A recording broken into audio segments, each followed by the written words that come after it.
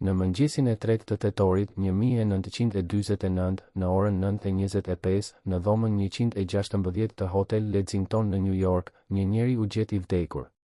Trupi i tij ishte i shtrirë në krevat me rroba nate, sikur të kishte ndërruar jetë në gjumë. Por në atë dhomë kishte diçka që nuk duhej të ishte atje. Një gotë uji e zbrazët e lënë në tavolinë me një pozicion të çuditshëm. Një dritare e hapur, megjithse nata kishte qenë e ftohtë. Dhe një dosje dokumentesh që miku i tij, Zef Pali, betoi se kishte qenë më e trashë mbrëmjen e kaluar. Kush hyri në atë dhomë gjatë natës? Çfarë u zhduk nga ajo dosje? Dhe pse, saktësisht në momentin kur operacioni më i madh sekret kundër Enver Hoxhës po kalonte nga planet në veprim, lideri i tij më i rëndësishëm ndroi jetë pa asnjë paralajmërim? Raporti mjekësor amerikan shkroi: infarkt i miokardit. Por në Moskë, në zyrat e errëta të KGB-s, dikush e dinte të vërtetën. Dhe në Washington, një aristokrat britanik me buzëqeshje të ftohtë po pinte whisky, duke ditur saktësisht se çfarë kishte ndodhur në atë dhomë hoteli. Midhat Frashëri nuk ishte thjesht një emër në listën e emigrantëve politik. Ai ishte djali i Abdyl Frashërit, patrioti që kishte luftuar për bashkimin e trojeve shqiptare kur Evropa po i ndante ato si copa mishi. Ai ishte themeluesi i ballit kombëtar, lëvizja që kishte refuzuar të pranonte çdo kompromis me fqinjet grabitqar, as me Greqinë që kërkonte Vorjo Epirin, as me Jugosllavinë e Titos që ëndërronte të gëlltiste Kosovën.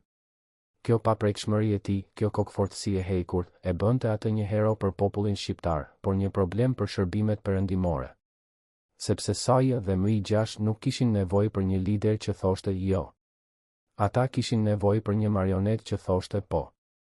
Dhe kur Frashëri u zgjodh kryetari i Komitetit Kombëtar Shqipëria e Lirë më 26 gusht 1949, në Paris, ai nuk e dinte se kishte firmosur dënimin e tij me vdekje. Sepse në atë moment, në Londër dhe Washington, po planifikohej operacioni më i madh sekret i luftës së ftohtë, një operacion që do të dërgonte qindra shqiptar të rinj drejt vdekjes së sigurt. Dhe koordinatori i tij ishte një tradhtar. Kim Philby. Emri që do të bëhej sinonim i tradhtisë më të madhe në historinë e inteligjencës perëndimore. Në shtator 1949, ai mbërriti në Washington si oficer ndërlidhës i MI6 me Cian, aristokrat britanik, i arsimuar në Cambridge, me manierat e një gentlemani dhe shikimin e një gjarpri. Ai u prit me shampanjë nga Frank Isner, drejtori i zyrës së koordinimit të politikave në SAJ, njeriu që besonte se komunizmi mund të mposhtet me diversant dhe propaganda. Isner i tregoi Philbyt çdo detaj të operacionit shqiptar. Çdo hartë, çdo koordinat, çdo emër. Sepse Philby ishte aleat. Sepse Philby ishte mik. Por Philby ishte diçka tjetër. Ai ishte pjesë e pesëshes së Cambridge-it, një rrjet spionësh britanik që punonin për KGB-n sovjetike.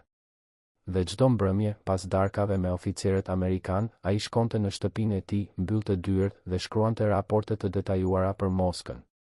Çdo emër shqiptar që SAJ planifikonte të hidhte me parashut në Shqipëri, Philby ja dërgonte KGB-s. Çdo koordinat ku do të zbrisnin diversantët, Philby ja kalonte Enver Hoxhës përmes Moskës. Dhe kur Midhat Frashëri udhëtoi drejt New Yorkut në shtator 1949, Philby e dinte saktësisht se çfarë po shkonte të bënte atje. A e dinte edhe se çfarë do t'i ndodhte?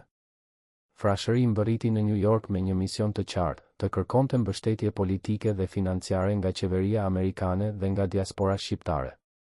Ai zhvilloi takime intensive. Foli në radio. Dha intervista. Në një fjalim në BBC, pak ditë para vdekjes, ai u bëri thirrje shqiptarëve të bashkoheshin kundër tiranisë, duke thënë se dita e shpëtimit është afër. Zëri i tij dridhej nga emocionet. Ai besonte. Ai shpresonte. Ai nuk e dinte se po i ftonte në një kurth vdekjeprurës. Sepse në atë moment, në Moskë, në zyrat e KGB-s, po lexoheshin raportet e Philbyt dhe dikush po merrte një vendim. Operacioni ishte dekonspiruar. Çdo diversant që do të hidhej në Shqipëri do të binte direkt në pritën e sigurimit të shtetit. Por kishte një problem, Midhat Frashëri. Nëse ai do të mbetej gjallë, ai do të vazhdonte të luftonte. Ai do të kërkonte përgjegjësi. Ai do të zbulonte tradhtin. Ai duhej hequr qafe. Por si? Një vrasje e hapët do të ngjallte dyshime. Do të tërhiqte vëmendjen. Do të bënte që perëndimi të hetonte. Duhej të dukej natyrale. Duhej të dukej si një fatkeqësi. Dhe KBA kishte mjetet për ta bërë këtë. Në vitet e 40 dhe të 30, në një laborator sekret në Moskë, i njohur si laboratori G, shkencëtar sovjetik kishin zhvilluar një arsenal helmesh që nuk linin gjurmë. Helme që shkaktonin simptoma identike me infarktin e miokardit. Helme që triheshin brenda disa orëve dhe nuk zbuloheshin nga autopsitë standarde. Një pikë e vogël në pije. Një spërkatje e padukshme në ajër. Dhe zemra ndalonte. Pa dhimbje. Pa luftë. Thjesht një gjumë i përjetshëm. A u përdor një nga këto helme në dhomën 116 të Hotel Lexington? Nuk ka prova. Por ka dyshime. Sepse koha ishte shumë e përshtatshme. Sepse dritarja ishte e hapur, megjithse nata kishte qenë e ftohtë, sikur dikush kishte dashur të ajros dhomën shpejt. Sepse gota e ujit ishte e zbrazët, por pozicioni i saj ishte i çuditshëm, sikur dikush tjetër e kishte prekur. Dhe sepse dosja e dokumenteve ishte më e hollë se sa duhej të ishte. Çfarë u zhduk nga ajo dosje? Letra që provonin se Frashëri kishte dyshime për dikë brenda operacionit? Emra që ai kishte filluar t'i hetonte? Apo thjesht plane që KBA donte t'i shihte para se t'i shkatëronte? Zef Pali, miku dhe bashkëpunëtori i Frashërit, ishte ai që e gjeti trupin. Ai tregoi më vonë se kishte trokitur në derë në mëngjes, por nuk kishte marrë përgjigje. Kishte përdorur çelësin rezervë që hoteli i kishte dhënë. Kishte hapur derën.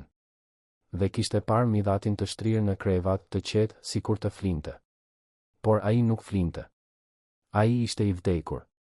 Pali thiri menjëherë mjekun. Mjeku erdhi, e ekzaminoi trupin dhe shkroi: infarkt i miokardit. Asnjë autopsi e thelluar nuk u krye. Sepse në vitin 1949, vdekja e një burri 69 vjeç nga infarkti nuk ngjallte dyshime të mjaftueshme. Veçanërisht kur ai kishte kaluar vite të vështira në ekzil, ishte nën stres të jashtëzakonshëm dhe punonte pa pushim. Ishte mjekësisht e mundur. Ishte statistikisht e pranueshme. Por a ishte e vërtet? Pali dyshonte. Ai i tha disa miqve se kishte parë diçka të çuditshme në dhomë. Por kur nuk foli publikisht. Sepse kishte frikë. Sepse e dinte se po të fliste, edhe ai mund të përfundonte i vdekur në një dhomë hoteli. Ndërsa trupi i midhat Frashërit poftohej në Hotel Lexington në Washington, Kim Philby po pinte whisky me oficerët e CIA-s, ata po diskutonin koordinatat e sakta se ku do të hidheshin djemt e parë shqiptar në Shqipëri. Philby buzëqeshte. Ai bënte shaka. Ai duke i relaksuar. Por në mendjen e tij, ai po llogariste. Ai e dinte se ato koordinata tashmë ishin në duart e Enver Hoxhës. Ai e dinte se çdo diversant që do të hidhej atje do të vritej brenda disa orëve. Dhe ai e dinte se midhat Frashëri, njeriu që mund të kishte zbuluar tradhtin, tani ishte i vdekur. Operacioni mund të vazhdonte pa pengesa. Ironia ishte tragjike. Ndërsa patrioti shqiptar jepte shpirt në New York, tradhtari britanik po festonte në Washington. Ndërsa familja e Frashërit qante, Philby po qeshte. Ndërsa shqiptarët po përgatiteshin të vdisnin për lirinë e Adheut, ai po siguronte që vdekja e tyre të ishte e kollë. A e dinte Philby se Frashëri ishte vrarë? Apo thjesht e dinte se kishte vdekur në kohën e duhur? Raportet e KBA-s që u deklasifikuan dekada më vonë nuk e përmendnin emrin e Frashërit. Por kjo nuk provon asgjë. Sepse operacionet më të errëta të KBA-s kur nuk u shkruan në raporte. Më 8 tetor 1949, 5 ditë pas vdekjes së Frashërit, filloi hedhja e grupeve të para të diversantëve në Shqipëri. Ata u hodhën me parashut nga avion amerikan në malet e errëta, duke besuar se po shkonin të çlironin Adheun. Por ata nuk e dinin se po binin në një kurth. Sepse sigurimi i shtetit i Enver Hoxhës i priste. Forcat e sigurimit ishin pozicionuar saktësisht në vendet ku do të zbrisnin diversantët. Ata i dinin emrat. Ata i dinin orët. Ata i dinin edhe llojet e armëve që mbanin. Sepse Philby ua kishte thënë. Dhe kur diversantët zbritën, ata u qelluan menjëherë. Disa vdiqën në vend. Disa u kapën dhe u torturuan për të dhënë emra të tjerë. Asnjë nuk mbijetoi. Dhe kjo vazhdoi për vite. Grup pas grupi. Vdekje pas vdekjeje. Derisa operacioni u mbyll në fillim të viteve të 50 me një bilanc tragjik, qindra shqiptar të vrarë, asnjë rezultat i arritur dhe një tradhti që nuk u zbulua deri në vitet e 60. Kur Kim Philby aratiset përfundimisht në Bashkimin Sovjetik në vitin 1963, ai konfirmoi se kishte qenë spion i KGB-s. Por ai kur nuk foli për Midhat Frasherin. Kur nuk tha nëse e dinte se si kishte vdekur. Kur nuk pranoi se kishte qenë pjesë e një vrasje. A ishte ai? Apo thjesht ishte një tradhtar që përfitoi nga një vdekje e përshtatshme? Trupi i Midhat Frasherit u varros në varrezat Ferncliff në New York. Amaneti i tij ishte të kthehej në një Shqipëri të lirë. Por Shqipëria nuk u çlirua. Ajo mbeti në diktaturën e Enver Hoxhës për 45 vjet të tjerë. Dhe eshtrat e Frasherit mbetën në Amerikë për gati 70 vjet. Ato u kthyen në Tiranë vetëm në vitin 2018, kur Shqipëria ishte tashmë e lirë, por kur askush nga ata që e kishin njohur nuk ishte më gjallë për ta pritur. Kur arkivoli u hap, brenda kishte një flamur shqiptar të vjetër, të palosur me kujdes. Dhe një letër të shkruar me dorën e tij, ku thoshte: "Nëse vdes para se të shoh Shqipërinë të lirë, premtoni se do të më çoni atje kur ajo të jetë." Premtimi u mbaj. Por shumë vonë. Shumë vonë. A vdiq Midhat Frasheri nga një infarkt natyral? Apo u helmua nga KGB-a për të mbrojtur tradhtinë e Kim Philbyt? A ishte vdekja e tij një fatkeqësi? Apo një vrasje e planifikuar me kujdes? Dhe nëse ishte vrasje, kush dha urdhrin? Moska? Apo dikush tjetër, edhe më afër, që kishte interes ta hiqte atë qafe? Në dhomën 116 të Hotel Lexington, sot nuk ka asgjë që të kujtoj se atje vdiq një patriot. Hoteli ka ndryshuar emër. Dhomat janë rinovuar. Turistët vinë e shkojnë, pa ditur se në atë krevat, në atë mëngjes të tetorit 1949, ndërroi jetë një njeri që mund të kishte ndryshuar historinë e Shqipërisë. Por historia nuk ndryshoi. Sepse ai vdiq. Dhe operacioni dështoi. Dhe qindra shqiptar të tjerë vdiqën pas tij. Dhe tradhtari vazhdoi të jetonte, të pinte uiski dhe të buzëqeshte. Derisa aratiset në Moskë dhe u bë hero i Bashkimit Sovjetik.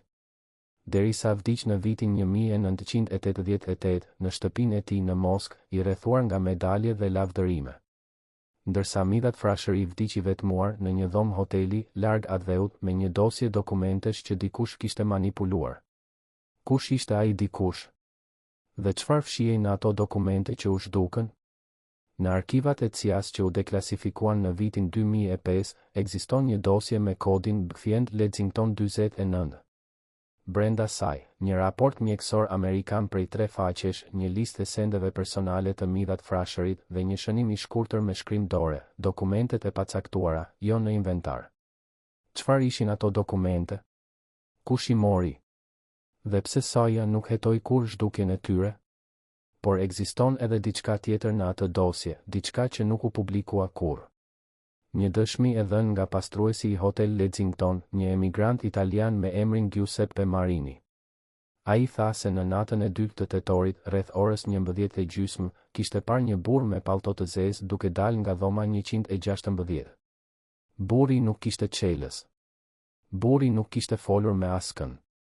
Burri kishte zbritur shkallët, jo ashensorin, dhe kishte dalë nga dera anësore e hotelit. Marini e raportoi këtë tek menaxheri i hotelit në mëngjes, pas zbulimit të trupit. Por menaxheri i tha të heshte. Sepse hoteli nuk donte skandal. Sepse policia kishte thënë se ishte vdekje natyrale. Sepse askush nuk donte probleme. Marini heshti. Por para se të vdiste në vitin 1976, ai i rrëfeu të birit se nuk kishte fjetur qetë asnjë natë pas asaj ngjarjeje. Sepse ai besonte se kishte parë një vrasës. Por kush ishte ai burr me pallto të zezë? Ai ishte një agjent i KGB-s? Apo dikush tjetër, edhe më afër, që kishte arsye ta donte Midhat Frasherin të vdekur? Ekziston një dëshmi tjetër, edhe më shqetësuese, e dhënë nga një ish oficer i sigurimit të shtetit shqiptar, i cili aratiset në Greqi në vitin 1991. Emri i tij ishte Petrit Dume. Ai punonte në drejtorinë e kundërzbulimit në vitet e 50. Në një intervistë të regjistruar në vitin 1995, pak para se të vdiste nga kanceri, ai tha diçka që i ngriti qimet gazetarit që e intervistonte. Ai tha se në arkivat e sigurimit ekzistonte një dosje me kodin objekti Lumo. Lumo ishte pseudonimi i Midhat Frashërit. Në atë dosje, sipas Dumes, kishte një raport të datës 4 tetor 1949, një ditë pas vdekjes së Frashërit, ku shkruhej: objekti neutralizuar. Operacioni i suksesshëm. Asnjë gjurmë. Dume tha se ai e kishte lexuar atë raport vetëm një herë, në vitin 1958, kur po klasifikonte dosje të vjetra. Ai tha se kishte pyetur eprorët e tij se çfarë do të thoshte neutralizuar. Ata i thanë të mos bënte pyetje. Ai tha se kur nuk e pa më atë dosje. Ajo ishte zhdukur nga arkivat. A ishte ajo dosje e vërtet? Apo Dume po trillonte për të tërhequr vëmendjen? Askush nuk mund ta verifikoj. Sepse arkivat e sigurimit të shtetit u dogjën pjesërisht në vitin 1991, gjatë rënies së regjimit komunist. Dhe ato që nuk u dogjën, u manipuluan. Por nëse ajo dosje ekzistonte, atëherë Midhat Frashëri nuk vdiq nga infarkti. Ai u vra. Dhe vrasësit e tij ishin njerëzit e Enver Hoxhës, të udhëhequr nga informacionet e KGB-s, të cilat vinin nga Kim Philby. Por kishte edhe një version tjetër, më të errët, më të dhimbshëm. Një version që nuk fliste për KGB-n apo sigurimin e shtetit, por për tradhtin brenda vetë lëvizjes antikomuniste shqiptare. Sepse Midhat Frashëri nuk ishte i dashur nga të gjithë. Ai ishte një idealist i papërkulur, një njeri që nuk pranonte kompromise. Dhe kjo e bënte atë një pengesë për ata që donin të negociojnë me Perëndimin për interesat e tyre personale. Pas vdekjes së tij, në krye të Komitetit Shqipëria e Lirë erdhi Hasan Dosti, një burr më pragmatik, më fleksibël, më i gatshëm të bashkëpunonte me Cian dhe më i gjashtë pa bërë pyetje të vështira. A ishte kjo një rastësi? Apo një plan? Ekziston një letër e shkruar nga vetë Frashëri në gusht 1949, disa javë para vdekjes së tij, drejtuar një miku të tij në Paris. Në atë letër ai shkruante: kam dyshime për disa njerëz brenda lëvizjes. Ata flasin shumë për bashkëpunim me amerikanët, por nuk flasin fare për pavarësinë e vërtetë të Shqipërisë. Kam frikë se po më përdorin si fasadë dhe kur të mos jem më i dobishëm, do të më hedhin poshtë. Ajo letër u gjet në arkivat personale të mikut të tij, pas vdekjes së këtij të fundit në vitin 1982. A ishte Frashëri i vetëdijshëm se jeta e tij ishte në rrezik? A e dinte se kishte armiq jo vetëm në Tiranë dhe Moskë, por edhe në Paris dhe Washington? Zef Pali, miku që e gjeti trupin, kur nuk foli publikisht për atë që kishte parë në dhomën 116. Por ai i rrëfeu vajzës së tij vite më vonë, kur ishte në shtratin e vdekjes. Ai i tha se kishte parë diçka që e kishte shqetësuar thellësisht. Gota e ujit, e zbrazët, kishte një aromë të lehtë, të çuditshme, që ai nuk e kishte ndjerë kur më parë. Ai kishte dashur ta merrte atë gotë dhe ta jepte për analizë, por menaxheri i hotelit ja kishte marrë menjëherë, duke thënë se ishte provë mjekësore. Por ajo gotë kur nuk u analizua. Ajo u la në një dollap të hotelit për disa ditë dhe pastaj u hodh. Pse? Pse një gotë që mund të kishte përmbajtur prova të një vrasje u hodh pa u analizuar? A ishte kjo neglizhencë? Apo dikush kishte dhënë urdhër që ajo gotë të zhdukej? Pali tha se kishte dyshuar edhe për diçka tjetër. Ai tha se Frashëri, në mbrëmjen e fundit, kishte qenë i shqetësuar. Ai kishte folur për një takim që kishte pasur atë pasdite me një përfaqësues amerikan. Ai nuk kishte thënë emrin. Por kishte thënë se ai përfaqësues i kishte bërë pyetje të çuditshme, jo për operacionin kundër Enver Hoxhës, por për qëndrimin e tij ndaj Greqisë dhe Jugosllavisë. Frashëri kishte thënë se ai përfaqësues dukej se po e testonte, po shihte nëse ai ishte i gatshëm të bënte kompromise. Dhe Frashëri kishte thënë jo. Ai kishte thënë se Shqipëria nuk mund të çlirohej duke i shitur tokat fqinjëve. Ai kishte thënë se pavarësia e vërtetë nuk negociohej. Dhe përfaqësuesi amerikan kishte dalë nga takimi me një shprehje të ftohtë në fytyrë. A ishte ai takimi arsyeja pse Frashëri vdiq natën e ardhshme? A kishte ai përfaqësues raportuar te eprorët e tij se Frashëri ishte i padobishëm? Dhe a kishin ata vendosur se ishte më mirë të hiqej qafe? Në vitin 1951, 2 vjet pas vdekjes së Frashërit, Kim Philby filloi të dyshohet nga SAI dhe MI6. 2 spion të tjerë sovjetik, Guy Burges dhe Donald Matlean, aratisën në Bashkimin Sovjetik. Ata ishin miq të Philbyt, ata kishin qenë pjesë e së njëjtës rrjeti. Dhe hetuesit filluan të bënin pyetje. Por Philby ishte i zgjuar. Ai mohoi çdo akuzë. Ai u largua nga posti i tij në Washington, por nuk u arrestua. Ai vazhdoi të punonte për MI6 deri në vitin 1963, kur përfundimisht aratiset në Moskë. Dhe atje, ai jetoi si hero. Ai u dekorua me urdhrin e flamurit të kuq. Ai shkroi kujtime, kumburej për tradhtinë e tij. Por ai kur nuk përmendi Midhat Frashërin. Kur nuk foli për operacionin shqiptar. Kur nuk tha nëse e dinte se si kishte vdekur Frashëri. Pse? A ishte sepse ai nuk e dinte? Apo sepse e dinte shumë mirë dhe nuk donte ta pranonte? Sepse nëse ai do të kishte pranuar se kishte qenë pjesë e një vrasje, atëherë ai nuk do të ishte më thjesht një tradhtar, ai do të ishte një vrasës. Dhe edhe për një spion, kjo ishte një vijë e kuqe që nuk duhej kaluar publikisht. Frank Isner, drejtori i CIA-s që kishte besuar verbërisht te Philby, u shkatërrua psikologjikisht kur zbuloi tradhtinë. Ai e kuptoi se kishte dërguar qindra shqiptar drejt vdekjes së sigurt. Ai e kuptoi se kishte besuar një tradhtar. Ai e kuptoi se gjaku i atyre djemve ishte në duart e tij. Në vitin 1965, ai kreu vetvrasje. Ai u qellua me armën e tij të gjuetisë në shtëpinë e tij në Maryland. Letra që la pas nuk u publikua kurrë. Por ata që e lexuan thanë se ai shkruante për tradhtinë më të madhe dhe për gjakun e pafajshëm. A shkruante ai për Philbyn? Apo shkruante për diçka tjetër, diçka edhe më të errët që ai e kishte zbuluar por nuk kishte guxuar ta thoshte kurrë? Sepse Isner e dinte se operacioni shqiptar kishte dështuar jo vetëm për shkak të Philbyt, ai kishte dështuar edhe sepse dikush brenda CIA-s kishte vendosur se Midhat Frashëri ishte një problem. Dhe problemet zgjidheshin në mënyrën më të ftohtë të mundshme. Në vitin 2018, kur eshtrat e Midhat Frashërit u kthyen në Tiranë, qeveria shqiptare organizoi një ceremoni zyrtare. Flamuri kombëtar u ul në gjysmë shtise. Politikanë mbajtën fjalime. Gazetarët shkruan artikuj. Por askush nuk foli për atë që kishte ndodhur në dhomën 116 të Hotel Lexington. Askush nuk përmendi burrin me pallto të zezë. Askush nuk pyeti për gotën e ujit që u hodh pa u analizuar. Askush nuk kërkoi të hapte dosjen Objekti Lumo nga arkivat e sigurimit të shtetit, sepse ajo dosje nuk ekzistonte më, ose nuk kishte ekzistuar kurrë. Dhe kështu, Midhat Frashëri u varros për herë të dytë, këtë herë në tokën e Adheut, por me të njëjtën heshtje që kishte rrethuar vdekjen e tij 70 vjet më parë. Familja e tij, ata pak që ishin ende gjallë, qanë në heshtje. Sepse ata e dinin se e vërteta nuk do të dilte kurrë në dritë.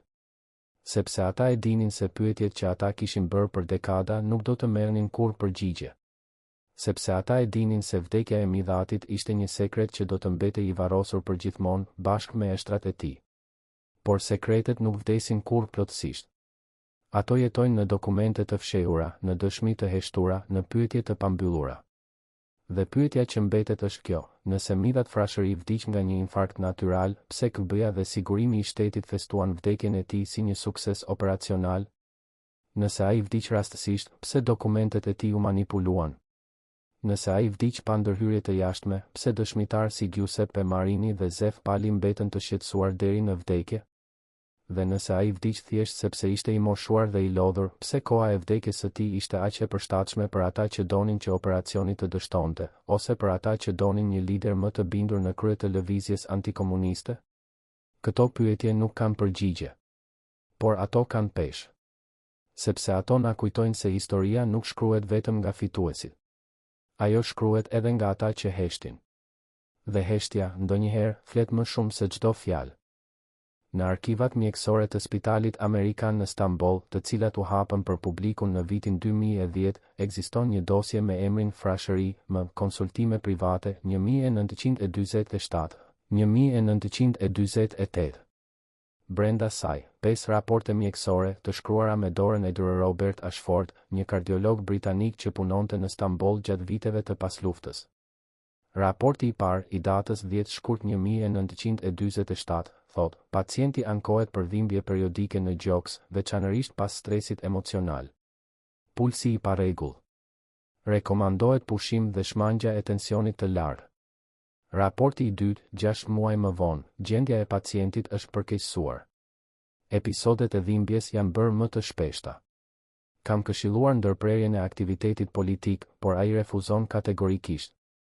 Raporti i tretë, shkurt 1948, pacienti ka pasur një episod të rënd kolapsi gjatë një takimi. Ai u ringjall, por gjendja e tij kardiovaskulare është shqetësuese. Kam paralajmëruar se çdo stres i mëtejshëm mund të jetë fatal. Dhe pastaj, asgjë. Asnjë raport tjetër. Sepse midhat frashëri nuk u kthye më te Dr. Ashford. Ai vazhdoi të punonte, të udhëtonte, të mbante fjalime, të organizonte takime. Ai vazhdoi sikur trupi i tij nuk po i dërgonte sinjale alarmi. Ai vazhdoi sikur vdekja nuk po e ndiqte hap pas hapi. Por a ishte kjo vetëm kokfortësi?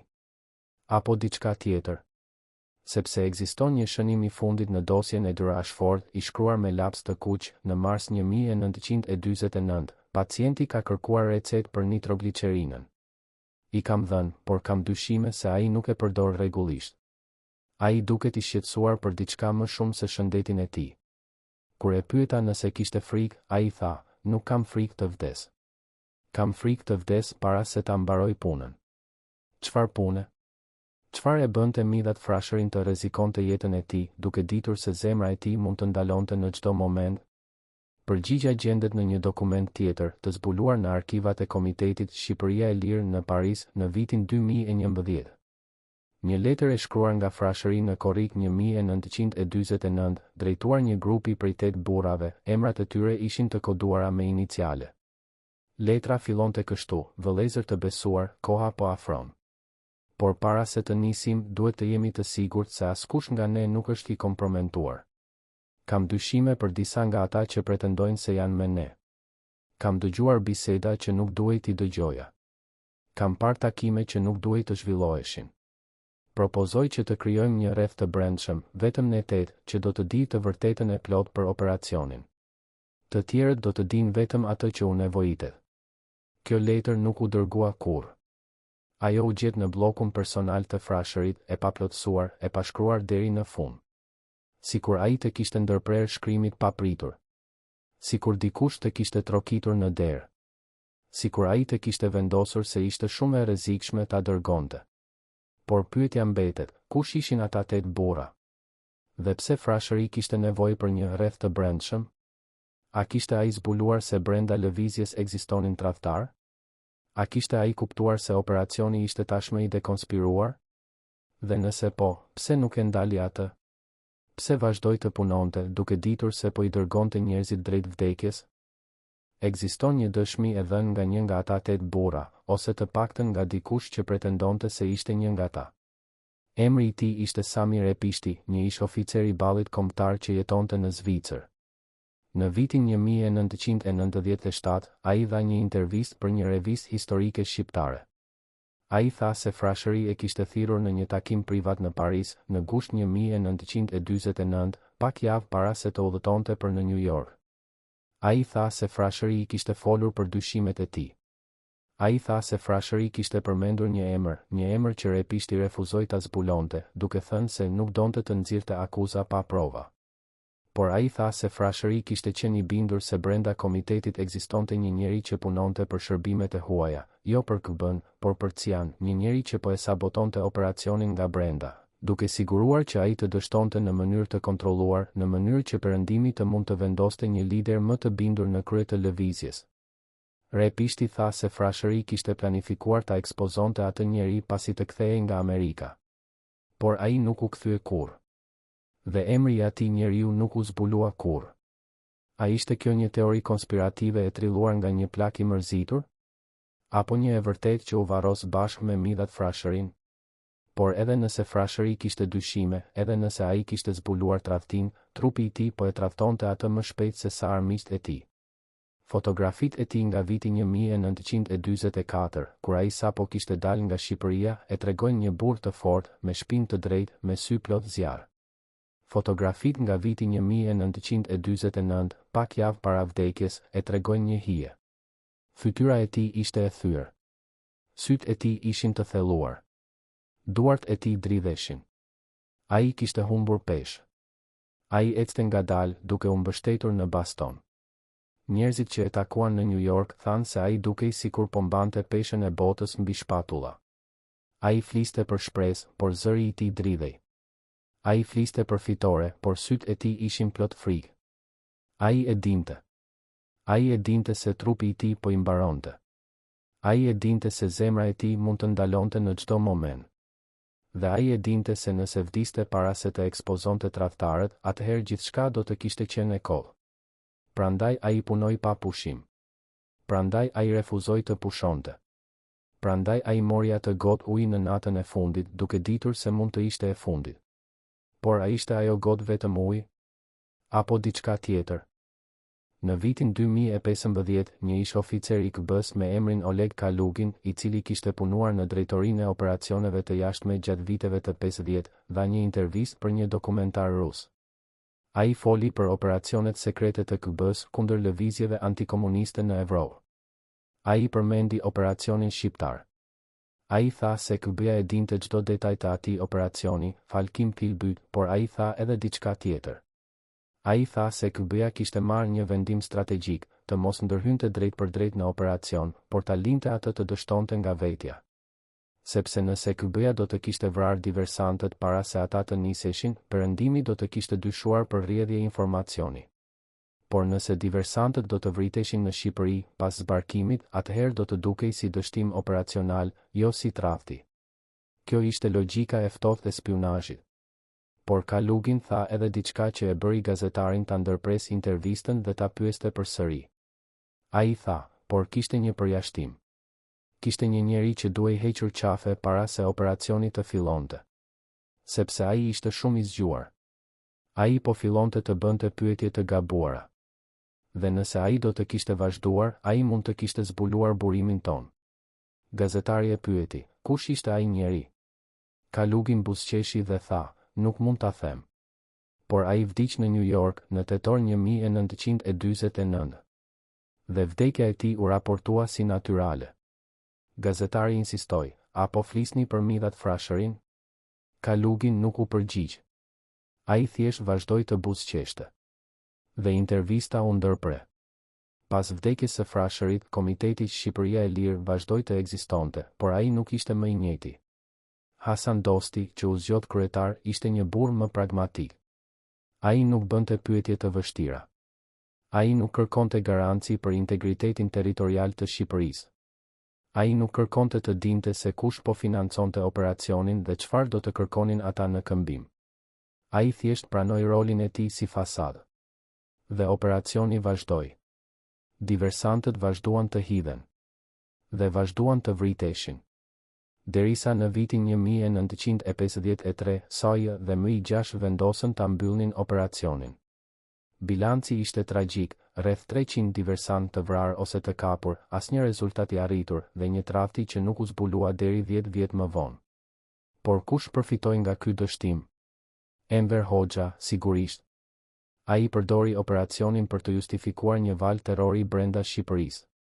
Ai arrestoi, torturoi dhe ekzekutoi mijëra njerëz që dyshohen se kishin lidhje me agjentët e huaj. Ai konsolidoi pushtetin e tij në mënyrë absolute. Dhe ai sundoi për 45 vjet të tjerë. Por kishte edhe dikush tjetër që përfitoi. Dikush që nuk ishte në Tiranë, por në Washington. Dikush që kishte interes që operacioni të dështonte, sepse dështimi i tij do të provonte se lëvizjet antikomuniste nuk mund të funksionojnë pa kontroll të plot perëndimor. Dikush që donte të dërgonte një mesazh, ose pranoni rregullat tona, ose do të dështoni. Kush ishte ai dikush? Emrat nuk janë të konfirmuar. Por ekzistojnë dyshime. Ekzistojnë dokumente të deklasifikuara që tregojnë se brenda CIA-s kishte një fraksion që nuk besonte te lëvizjet nacionaliste. Ata i shihnin ato si të parrezikshme, si të pakontrolueshme, si potencialisht armiqësore ndaj interesave perëndimore. Ata preferonin regjime autoritare por pro-perëndimore sesa lëvizje demokratike por nacionaliste. Dhe Midhat Frashëri ishte saktësisht lloji I liderit që ata nuk donin. Ai ishte shumë I pavarur. Ai ishte shumë idealist. Ai nuk do të kishte pranuar kurrë që Shqipëria të bëhej një protektorat perëndimor. Ai donte një Shqipëri të lirë, të pavarur, të plotë. Dhe kjo e bënte atë një problem. Një problem që duhej zgjidhur.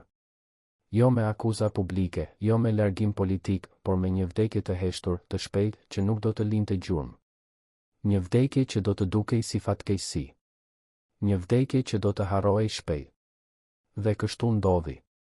Në vitin 2018, kur eshtrat e Midhat Frashërit u kthyen në Tiranë, një gazetar shqiptar kërkoi akses në dosjen e tij mjekësore nga viti 1949. Ai donte të verifikonte nëse kishte qenë kryer ndonjë autopsi toksikologjike. Ai donte të shihte nëse kishte pasur ndonjë analizë të gjakut, të indeve, të organeve. Ai donte të dinte nëse kishte pasur ndonjë gjurmë helmi. Por dosja nuk ekzistonte më. Ajo ishte humbur nga arkivat e spitalit të New Yorkut ku trupi kishte qenë ekzaminuar. Ajo ishte zhdukur nga arkivat e policisë së New Yorkut ku rasti kishte qenë raportuar. Ajo ishte djegur aksidentalisht nga arkivat e Komitetit Shqipëria e Lirë gjatë një zjarri në vitin 1963. Çdo gjurmë e asaj nate kishte zhdukur. Çdo provë kishte humbur. Çdo dëshmitar kishte vdekur. Dhe e vërteta kishte mbetur e varrosur bashkë me eshtrat e Midhat Frashërit për 70 vjet. Por edhe tani, kur eshtrat janë kthyer, e vërteta mbetet e varrosur. Sepse askush nuk do ta zbuloj kurrë. Sepse ata që e din janë të vdekur. Dhe ata që janë gjallë nuk duan ta dinë.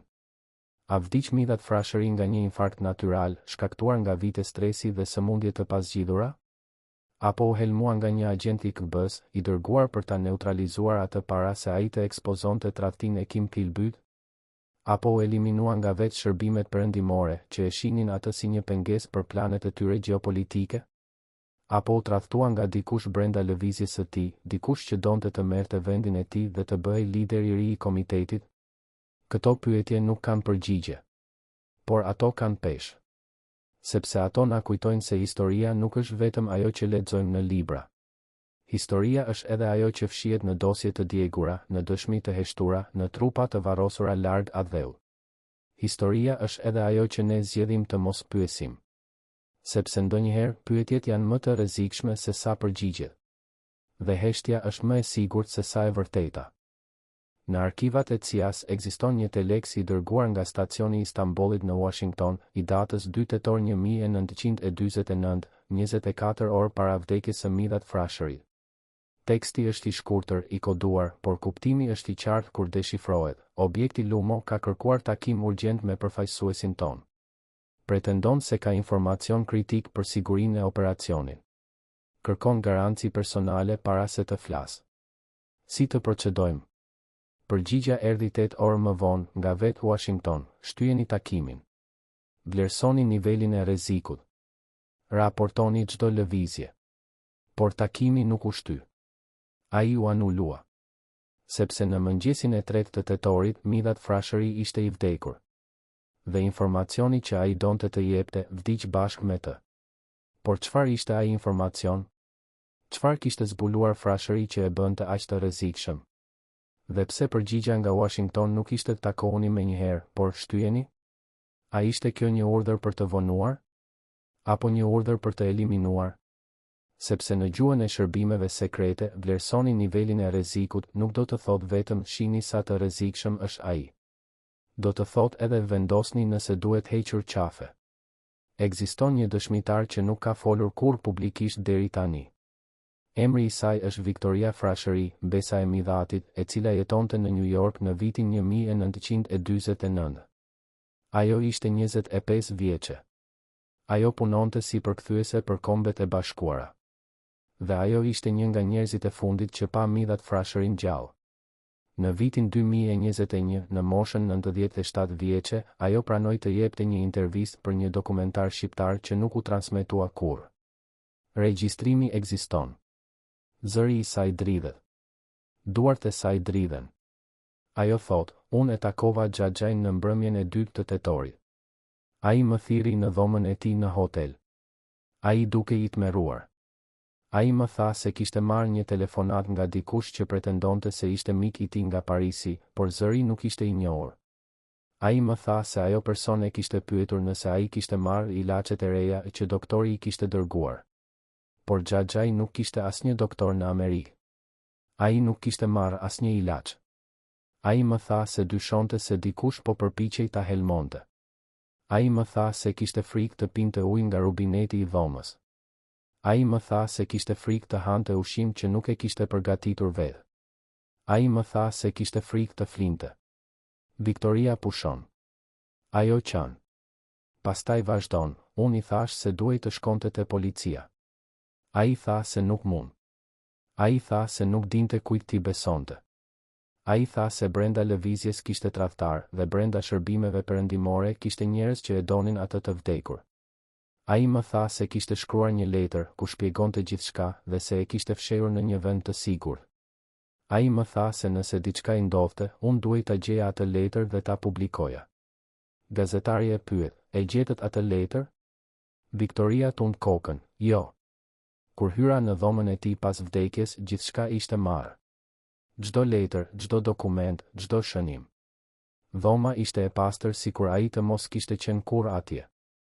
Në orët e fundit të jetës së tij, midhat frashëri nuk ishte vetëm. Ai kishte vizita. 3 vizita, sipas regjistrit të hotelit. E para ishte Zef Pali, miku i tij besnik, që erdhi në orën 5 pasdite të 2 tetorit. Ai qëndroi 20 minuta. Ai doli duke qarë. Kur e pyetën se çfarë kishte ndodhur, ai tha, ai po vdes. Ai e di. Dhe nuk ka asgjë që unë mund të bëj. E dyta ishte Viktoria Mbesa, që erdhi në orën 7 mbrëma. Ajo qëndroi 1 orë. Ajo doli e shqetësuar, por nuk foli me askën. E treta ishte një burr që nuk u identifikua kurrë. Ai erdhi në orën 10 natën. Ai nuk u regjistrua në recepcion. Ai hyri nga dera anësore, sipas dëshmisë së pastruesit Giuseppe Marini. Ai qëndroi rreth 20 minuta. Dhe kur doli, ai mbante një çantë të vogël lëkure që nuk e kishte kur hyri. Kush ishte ai burr? Çfarë mori nga dhoma e frashërit? Dhe pse frashëri e lejoi të hynte, megjithse kishte frikë për jetën e tij?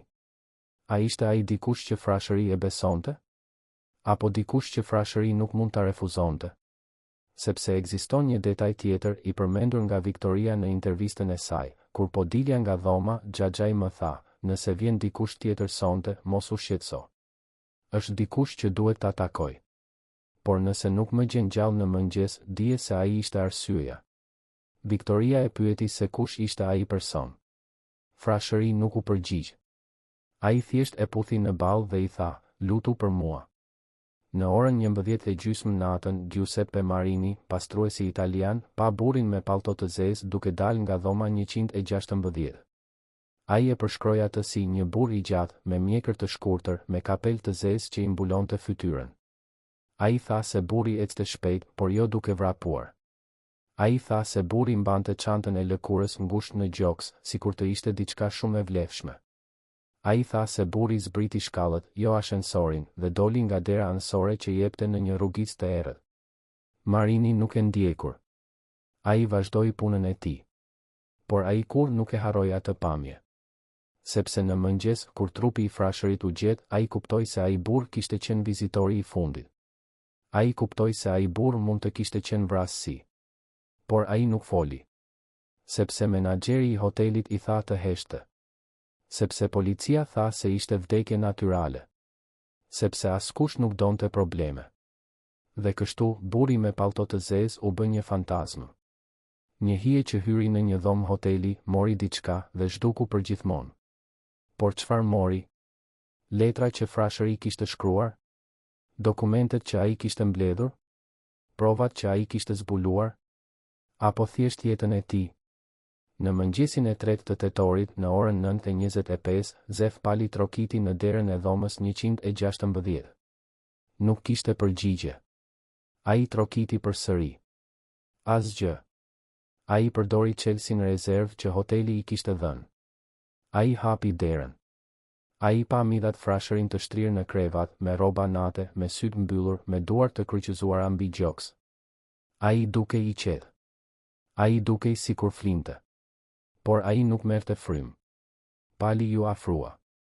Ai e preku dorën e tij. Ishte e ftohtë. Ai e thirri emrin e tij.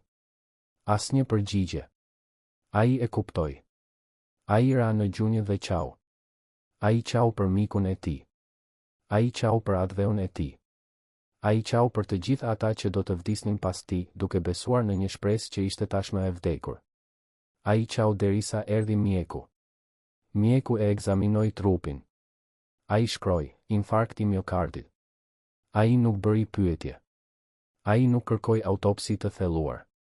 Ai thjesht nënshkroi certifikatën e vdekjes dhe u largua. Dhe kështu, midhat frashëri u bë një statistikë.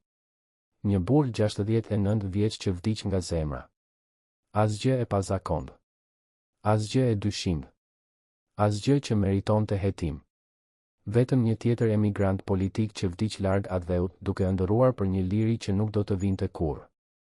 Por kishte diçka që mjeku nuk e pa. Diçka që pali e pa, por nuk e raportoi. Gota e ujit e zbrazët në tavolinë pranë krevatit. Ajo kishte një aromë të lehtë, të çuditshme. Pali e ndjeu kur e mori për ta lëvizur. Ai donte ta jepte për analizë. Por menaxheri e mori nga duart e tij dhe tha, "Kjo është provë mjekësore. Do ta ruajmë ne." Por ajo gotë nuk u ruaj. Ajo u la në një dollap për disa ditë, pastaj u la, u harrua. Dhe kështu, prova e vetme që mund të kishte treguar të vërtetën, u shkatërrua. Por a ishte kjo neglizhencë? Apo diçka tjetër? Sepse ekziston një detaj tjetër i përmendur në shënimet private të palit të zbuluara pas vdekjes së tij. Menaxheri më tha se kishte marrë një telefonat nga autoritetet federale që i kishin kërkuar të mos bënte zhurmë për rastin. Ai më tha se nuk ishte në interesin e askujt që vdekja e frashërit të bëhej skandal. Ai më tha se ka gjëra që është më mirë të mos dihen. Unë pyeta se çfarë gjërash. Ai nuk u përgjigj. Ai thjesht më dha një zarf me para dhe më tha të largohesh nga hoteli sa më shpejt. Pali u largua. Ai nuk foli kurrë publikisht. Por ai shkroi. Ai shkroi çdo detaj që mbante mend. Ai shkroi çdo dyshim që kishte. Dhe ai e fsheu atë tekst në një kuti metalike që u gjet vetëm pas vdekjes së tij në vitin 1985. Por në atë kohë ishte shumë vonë. Të gjithë protagonistët ishin të vdekur. Të gjitha provat ishin zhdukur. Dhe e vërteta kishte mbetur e varrosur. Në ditët pas vdekjes së frashërit, operacioni vazhdoi sikur asgjë të mos kishte ndodhur. Diversantët vazhduan të hidhen në Shqipëri. Dhe vazhduan të vriteshin. Grupi i parë u hodh më 8 tetor. Asnjë nuk mbijetoi. Grupi i dytë u hodh më 15 tetor. Asnjë nuk mbijetoi. Grupi i tretë u hodh në nëntor. Asnjë nuk mbijetoi. Dhe kështu vazhdoi, muaj pas muaji, vit pas viti, derisa në vitin 1953, SAJ dhe MI6 vendosën ta mbyllin operacionin. Bilanci ishte tragjik, rreth 300 diversant të vrarë ose të kapur, asnjë rezultat i arritur dhe një tradhti që nuk u zbulua deri 10 vjet më vonë. Por askush nuk pyeti pse kishte dështuar. Askush nuk hetoi se si sigurimi i shtetit i dinte të gjitha detajet. Askush nuk kërkoi të dinte se kush kishte dhënë informacionin. Sepse ata që e dinin nuk donin ta thonin. Dhe ata që nuk e dinin nuk donin ta pyesnin. Sepse e vërteta ishte shumë e dhimbshme. E vërteta ishte se operacioni kishte qenë i dekonspiruar që në fillim. E vërteta ishte se çdo diversant që u hodh në një kurth vdekjeprurës. E vërteta ishte se diku, kishte vendosur se ishte më mirë që ata të vdisnin, se sa të zbulonin tradhtin. Në vitin 2016, arkivat e KGB-s në Moskë u hapën pjesërisht për studiues të huaj. Një historian britanik me emrin David Leigh kërkoi akses në dosjet që lidhen me operacionet në Ballkan gjatë viteve të 40 dhe të 50. Ai gjeti një dosje me kodin Albania Lumo 1949. Brenda saj, raporte nga Kim Philby, telekse nga Moska në Tiranë dhe një dokument i vetëm i shkruar me dorë i datës 4 tetor 1949. Teksti ishte i shkurtër, objekti neutralizuar. Operacioni i suksesshëm. Asnjë gjurmë. Rekomandohet shpërblim për ekzekutuesin. Nën atë tekst, një nënshkrim i paqartë dhe një vul e kuqe me simbolin e KB-s. Leigh e fotografoi atë dokument. Ai e publikoi në një libër të botuar në vitin 2017. Por askush nuk reagoi. Askush nuk kërkoi hetim. Askush nuk kërkoi drejtësi. Sepse ishte shumë vonë. Sepse të gjithë ishin të vdekur. Sepse historia kishte vazhduar pa ata. Dhe Midhat Frashëri kishte mbetur thjesht një emër në një listë të gjatë të viktimave të luftës së ftohtë, njerëz që vdiqën jo në fushë betejë, por në dhoma hotelesh, në rrugë të errëta, në aksidente të çuditshme, duke mos lënë kurrë gjurmë, duke mos marrë kurrë drejtësi. Familja e Frashërit u shpërnda në përboll. Disa shkuan në Amerikë, disa në Evropë, disa mbetën në Shqipëri dhe u persekutuan nga regjimi komunist. Victoria Mbesa jetoi në New York deri në vdekje. Ajo kur nuk u martua. Ajo kur nuk foli publikisht për atë që kishte parë. Ajo jetoi me frikën se nëse do të fliste, edhe ajo do të përfundonte si xhaxha i saj. Ajo vdiq në vitin 2022, në moshën 98 vjeçe, duke mbajtur ende sekretin e asaj nate. Zef Pali jetoi në Zvicër deri në vitin 1985. Ai shkroi kujtime, por kur nuk i publikoi. Ai i la ato në një kuti metalike, me një shënim, të hapen vetëm pas vdekjes sime. Kur u hapën, brenda kishte të vërtetën që ai kishte mbajtur për 36 vjet. Por askush nuk dëgjoi. Sepse bota kishte vazhduar. Sepse lufta e ftohtë kishte mbaruar. Sepse askush nuk donte të rihapte plagë të vjetra. Enver Hoxha sundoi Shqipërinë deri në vitin 1985. Ai vdiq në shtëpinë e tij, i rrethuar nga familja, i dekoruar me medalje, i lavdëruar nga propaganda. Ai kur nuk u ndëshkua për krimet e tij. Ai kur nuk u pyet për diversantët që vrau. Ai kur nuk u pyet për njerëzit që torturoi. Ai kur nuk u pyet për komplotet që thurri. Ai vdiq si hero i popullit dhe u varros me nderime shtetërore. Dhe vetëm vite më vonë, kur regjimi ra, njerëzit filluan të flasin për të vërtetën. Por ishte shumë vonë. Sepse ata që e dinin të vërtetën ishin të vdekur. Dhe ata që ishin gjallë kishin vetëm dëshmi të tërthorta, dyshime, teori. Asnjë provë e fortë. Asnjë dokument i pakontestueshëm. Asgjë që mund të çonte në drejtësi. Kim Philby jetoi në Moskë deri në vitin 1988. Ai shkroi kujtime, kumburrej për tradhtinë e tij. Ai u dekorua me urdhrin e flamurit të kuq. Ai u bë hero i Bashkimit Sovjetik. Ai kur nuk shprehu pendim. Ai kur nuk kërkoi falje. Ai kur nuk përmendi emrat e atyre që kishte dërguar drejt vdekjes. Ai vdiq në shtëpinë e tij, i qetë, i kënaqur, duke ditur se kishte fituar. Dhe askush nuk e pyeti kur nëse ai kishte qenë pjesë e vrasjes së Midhat Frashërit. Sepse askush nuk donte ta dinte. Sepse e vërteta ishte shumë e dhimbshme. Sepse e vërteta do të kishte tronditur themelet e shërbimeve të inteligjencës perëndimore. Sepse e vërteta do të kishte provuar se tradhtia nuk ishte vetëm në Moskë, por edhe në Washington, edhe në Londër, edhe brenda vetë lëvizjes antikomuniste. Sot, në Tiranë, ekziston një rrugë me emrin Midhat Frashëri. Ekziston një shesh me emrin e tij. Ekziston një bust me fytyrën e tij. Por askush nuk e di se si vdiq. Askush nuk e di se kush e vrau. Askush nuk e di se çfarë sekretesh mori me vete në varr. Turistët kalojnë pranë bustit të tij dhe lexojnë emrin, por nuk dinë historinë.